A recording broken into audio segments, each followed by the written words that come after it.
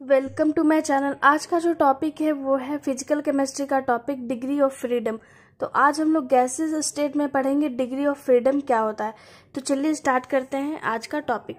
यहाँ पे थोड़ा सा इंट्रोडक्शन लिखा गया है। The motion of an atoms and molecules is generally describe in terms of the degree of freedom. यानी डिग्री ऑफ फ्रीडम क्या होता है। तो यहाँ पे हम लोग गैसेस मॉलिक्यूल्स के बारे में बात कर रहे हैं। तो गैसेस मॉलिक्यूल्स के मोशन यानी एटम और मॉलिक्यूल के मोशन को हम लोग रिप्रेजेंट करते हैं डिग्री ऑफ फ्रीडम के थ्रू। नेक्स्ट हम लोग देखते हैं they possess the degree of freedom is the number of variables required to describe motion of a particle completely. We know that the motion of the polyatomic molecule contains n atoms have 3 degree of freedom each in the 3 respective coordinates, that is x y and z। यानी कि क्या है, किसी भी particles या atoms को जब हम लोग फ्री छोड़ते हैं तो वो मूव करना चाहेगा, इंडिपेंडेंट होना चाहेगा किसी भी कोऑर्डिनेट में, एक्स कोऑर्डिनेट हो, वाई कोऑर्डिनेट हो, जेड कोऑर्डिनेट हो। तो यहाँ पे जैसा कि आप देख रहे हैं पॉलीएटॉमिक मॉलिक्यूल है तो उसके पास n एटम्स है। यहाँ पे कैपिटल N डिनोट किया गया है नंबर ऑफ मॉलिक्यूल्स के लिए। तो जो पॉलीएटॉमिक मॉलिक्यूल्स है तो उसका जो पार्टिकल है वो इंडिपेंडेंट होना चाहता है, इसलिए वो तीनों कोऑर्डिनेट में मूव करना चाहेगा, एक्स कोऑर्डिनेट, वाई कोऑर्डिनेट और जेड कोऑर्डिनेट में, जिसके कारण जो डिग्री ऑफ फ्रीडम हो जाएगा वो 3n हो जाएगा। तो इसी चीज़ को यहाँ पे लिखा गया है direction which are right angles to one another, thus a polyatomic molecule of n atom is said to have 3n degrees of freedom. यानी कि तीनों डायरेक्शन में मूव करने के कारण, यानी तीनों कोऑर्डिनेट में मूव करने के कारण जो डिग्री ऑफ फ्रीडम होगा उस पॉलीएटॉमिक मॉलिक्यूल का वो 3n हो जाएगा। लेकिन फर्दर आगे हम लोग डिवाइड करते हैं, 3 टाइप का डिग्री ऑफ फ्रीडम होता है। एक ट्रांसलेशनल होता है, एक रोटेशनल, एक वाइब्रेशनल, उसके मोशन के बेसिस पे। तो नेक्स्ट हम लोग देखेंगे types of degree of freedom. The motion of a molecule depends upon the following types of variables।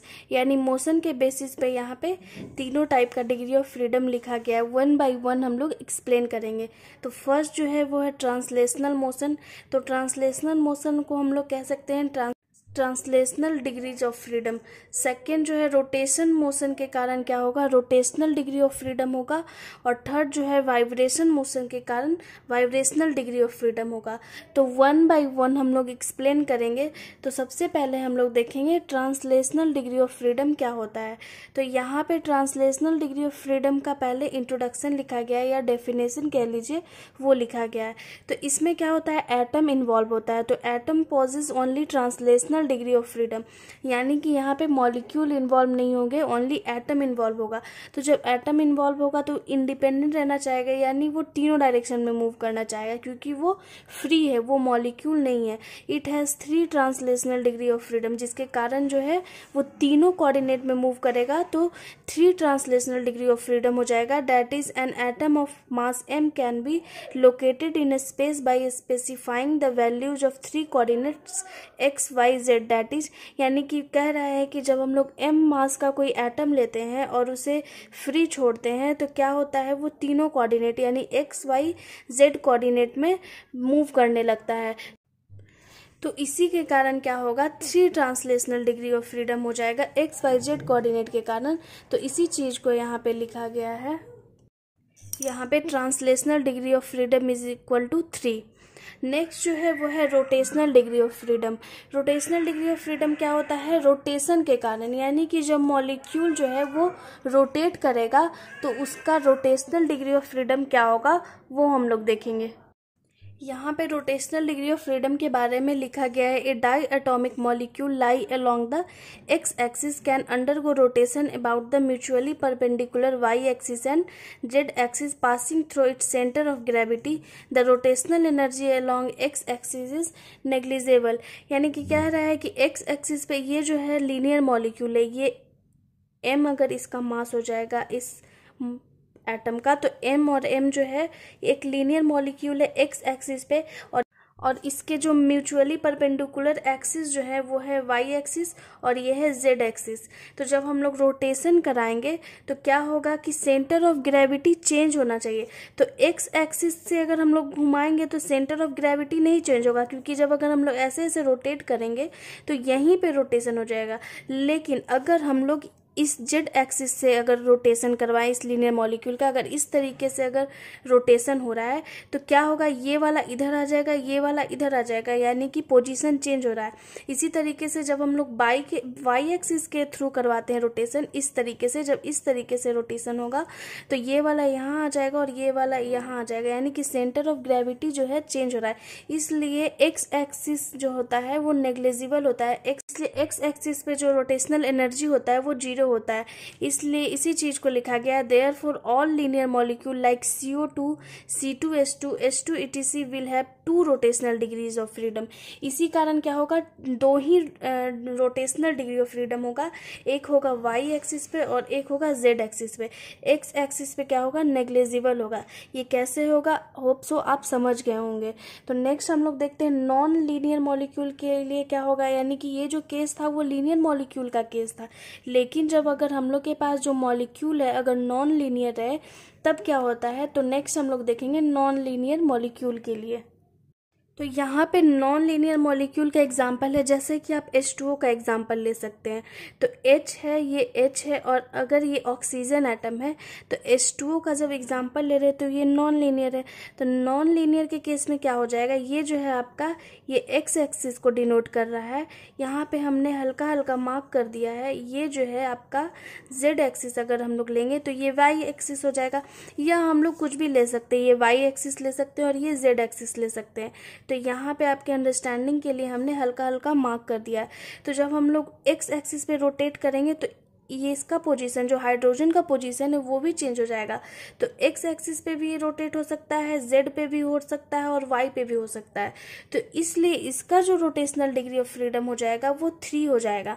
लेकिन लीनियर के केस में हमने क्या देखा था, बस 2 ही रोटेशनल डिग्री ऑफ फ्रीडम था। तो इसी चीज को यहाँ पे लैंग्वेज के फॉर्म में लिखा गया है, for non linear molecule like H2O, H2S, ये सब नॉन लीनियर के एग्जाम्पल है। ETC the rotation occurs about the 3 Cartesian axis. Cartesian axis means क्या हो गया, X Y Z coordinate. So they will possess 3 rotational degrees of freedom. जैसा कि आप अभी यहाँ पे देखें कि कैसे तीनों डायरेक्शन में मूव कर सकता है एटम, तो इसलिए इसका जो डिग्री ऑफ फ्रीडम हो जाएगा वो 3 हो जाएगा। तो आप याद रखिएगा, रोटेशनल डिग्री ऑफ फ्रीडम में 2 केस अराइज हुआ, एक लीनियर मॉलिक्यूल का, एक नॉन लीनियर मॉलिक्यूल का। तो लीनियर के केस में क्या होता है, बस 2 ही डिग्री ऑफ फ्रीडम होता है रोटेशनल का, लेकिन नॉन लीनियर के केस में क्या होता है, वो तीनों कोऑर्डिनेट में रोटेट कर सकता है, सेंटर ऑफ ग्रेविटी मूव कर सकता है, इसलिए इसका रोटेशनल डिग्री ऑफ फ्रीडम जो होगा वो 3 हो जाएगा। नेक्स्ट हम लोग देखेंगे वाइब्रेशनल डिग्री ऑफ फ्रीडम। पहला हमने ट्रांसलेशनल देखा, दूसरा रोटेशनल देखा, थर्ड जो है वो है वाइब्रेशनल। तो चलिए देखते हैं थर्ड डिग्री ऑफ फ्रीडम। तो यहाँ पे वाइब्रेशनल डिग्री ऑफ फ्रीडम के बारे में लिखा गया है, in a diatomic molecule the masses M1 and M2 vibrate back and fro motion relative to their centre of mass in opposite direction. Thus, for a polyatomic molecule containing n atoms will have 3n degree of freedoms, since each atoms require 3 degree of freedom in the x, y and z direction to specify its position. तो यहाँ पे हम लोग समझेंगे कि vibrational degree of freedom क्या होता है। तो वाइब्रेशन का मतलब क्या होता है, जब टू एंड फ्रो मोशन में कोई चीज़ वाइब्रेट हो। तो यहाँ पे M1 और M2 जो है वो डाई एटॉमिक मॉलिक्यूल का मास है, यानी कि 2 एटम है जिसका मास M1 और M2 है। तो जब ये वाइब्रेट करता है तो बैक एंड फ्रो मोशन में ये मूव करेगा, जिसके कारण जो सेंटर ऑफ ग्रेविटी कह लीजिए या सेंटर ऑफ मास जो है वो अपोजिट डायरेक्शन में हो जाएगा वाइब्रेशन के कारण, टू एंड फ्रो मोशन के कारण, जिसके कारण क्या होता है, डिग्री ऑफ फ्रीडम जो होगा वो 3n होगा। 3n क्यों होगा, क्योंकि पॉलीएटॉमिक मॉलिक्यूल में बहुत सारा नंबर ऑफ मॉलिक्यूल्स है, तो उसे हम लोग n से डिनोट किए हैं। तो तीनों कोऑर्डिनेट में जब ये मूव करेगा तो क्या हो जाएगा, 3n डिग्री ऑफ फ्रीडम। इसलिए यहाँ पे लिखा गया, since each atom requires 3 degree of freedom in the x, y and z direction to specified its position. तो इसमें भी 2 केस अराइज होता है वाइब्रेशनल डिग्री ऑफ फ्रीडम में, एक होता है लीनियर मॉलिक्यूल के लिए और दूसरा जो होता है वो नॉन लीनियर मॉलिक्यूल के लिए। तो लीनियर मॉलिक्यूल के केस में क्या हो जाएगा, we know that linear molecules have 3 translational and 2 rotational degrees of freedom. जैसा कि आप पीछे देखे थे, लीनियर मॉलिक्यूल का जो रोटेशनल डिग्री ऑफ फ्रीडम था वो 2 था और ट्रांसलेशनल जो था वो 3 था। तो वो दोनों को मिला के जो वाइब्रेशनल बनता है वो दोनों का सम होता है। तो वाइब्रेशनल क्या हो जाएगा, 3 और 2 5। तो नॉर्मल जो है मास ऑफ वाइब्रेशन या कह लीजिए वाइब्रेशनल डिग्री ऑफ फ्रीडम क्या हो जाएगा, 3n-5। इसी तरीके से नॉन लीनियर मॉलिक्यूल के केस में क्या होगा, तो नॉन लीनियर मॉलिक्यूल के केस में हमने रोटेशनल का देखा था 3 था और ट्रांसलेशनल भी 3 था, तो 3 + 3 कितना हो गया, 6। तो जब हम लोग वाइब्रेशनल के केस में निकालेंगे तो क्या करेंगे, माइनस कर देंगे। तो फॉर्मूला क्या आएगा, 3n-6। तो ये फॉर्मूला है 3n-5 एंड 3n-6। तो हम लोग एग्जाम्पल के थ्रू समझते हैं कि नॉर्मल मोड्स ऑफ वाइब्रेशन क्या होता है या वाइब्रेशनल डिग्री ऑफ फ्रीडम क्या होता है। तो यहाँ पे एग्जाम्पल लिया गया है CO2 का, यानी कि कार्बन डाइऑक्साइड। तो कार्बन डाइऑक्साइड कैसा मॉलिक्यूल है, ये लीनियर मॉलिक्यूल है। तो लीनियर मॉलिक्यूल के केस में क्या हम लोग फॉर्मूला अप्लाई करेंगे, 3n-5। यहाँ पे जैसा कि आप देख रहे हैं 3n-5। तो 3n-5 जब हम लोग लिखते हैं तो यहाँ पे कितना मॉलिक्यूल है, 2 ऑक्सीजन है और 1 कार्बन है। तो 2 और 1 कितना हो गया, 3 हो गया।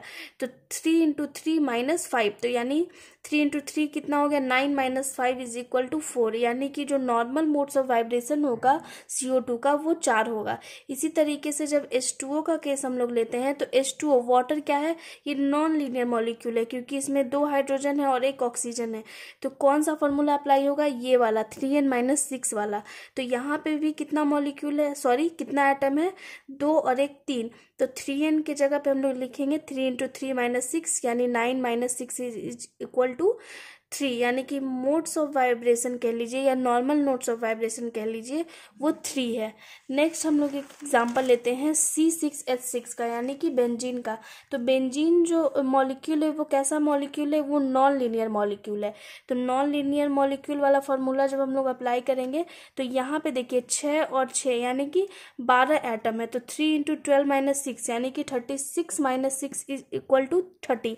यानी कि नॉर्मल जो नोड्स ऑफ वाइब्रेशन है वो 30 हो जाएगा। तो यहाँ पे बताया है नॉर्मल मोड ऑफ वाइब्रेशन या नॉर्मल नोड ऑफ वाइब्रेशन क्या होता है। तो defined as a molecular motion in which all the atoms in the molecule vibrate with the same frequency and all the atoms passes through their equilibrium position simultaneously. तो यहाँ पे आज का जो टॉपिक है वो ख़त्म होता है। अगर आपको मेरा वीडियो अच्छा लगे तो ज़्यादा से ज़्यादा लाइक कीजिए, शेयर कीजिए, सब्सक्राइब कीजिए। Thank you so much.